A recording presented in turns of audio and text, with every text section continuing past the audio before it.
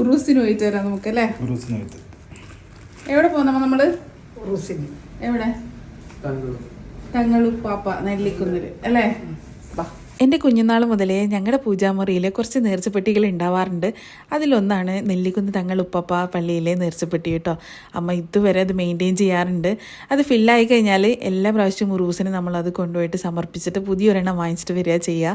അമ്മ വിളിക്കാറുള്ള കുറച്ച് ദൈവങ്ങളുണ്ട് കേട്ടോ, മെയിനായിട്ട് വിളിക്കുന്നത്. അതിൽ ഉപ്പുപ്പ എന്നുള്ള വിളിയും ഞാൻ ഒരുപാട് കേൾക്കാറുണ്ട്. അമ്മയ്ക്ക് ഭയങ്കര വിശ്വാസമാണ് പള്ളിയിൽ കേട്ടോ. അപ്പോൾ നമ്മൾ ഇപ്രാവശ്യം ഉറൂസിന് പോയതാണ്. ഞാനും അമ്മയും ഹസ്ബൻഡും മോനും കൂടെ പോയതാണ്. പോകുമ്പോഴത്തേക്കും കുറച്ച് ബ്ലോക്ക് ഉണ്ടായിരുന്നു, എന്നാലും കുഴപ്പമില്ല, പെട്ടെന്ന് എത്തി. അതിൻ്റെ ഇടയിൽ പായസം വിതരണം ഉണ്ടായിരുന്നു. അങ്ങനെ ചൂട് പായസമൊക്കെ കുടിച്ചിട്ടാണ് ഞങ്ങൾ പള്ളിയിൽ പോയത്. പിന്നെ ഈ പള്ളിയിൽ പോകുമ്പോഴത്തേക്കും എനിക്ക് ഇപ്പോഴും അത് എടുത്തു പറയേണ്ട ഒരു കാര്യം എന്ന് വെച്ച് കഴിഞ്ഞാൽ, അന്യമതസ്ഥരായിട്ടുള്ള ആൾക്കാരൊക്കെ പോകുമ്പോഴത്തേക്കും അവർ ട്രീറ്റ് ചെയ്യുന്ന ഒരു ആതിഥ്യ മര്യാദ ഉണ്ട്. അത് എടുത്തു പറയേണ്ട കാര്യമാണ്. നമ്മൾ പോയിട്ട് അവിടെ എത്തി നമ്മൾ പ്രാർത്ഥിച്ചിട്ട് വെള്ളം കുടിച്ച് പ്രസാദമൊക്കെ വാങ്ങി നിൽക്കുന്നത് വരെ അവർ നമ്മളെ കൂടെ തന്നെ വന്നിട്ട് എല്ലാം കാണിച്ചു തന്നിട്ട് നമ്മളെ പോകുമ്പോൾ വരെ അവർ ട്രീറ്റ് ചെയ്യുന്നൊരു മര്യാദ ഉണ്ട്. അത് എടുത്തു പറയേണ്ട കാര്യമാണ്. എനിക്ക് മാത്രമല്ല, ഒരുപാട് പേർക്ക് അത് ഫീൽ ചെയ്തിട്ടുണ്ടാവാം.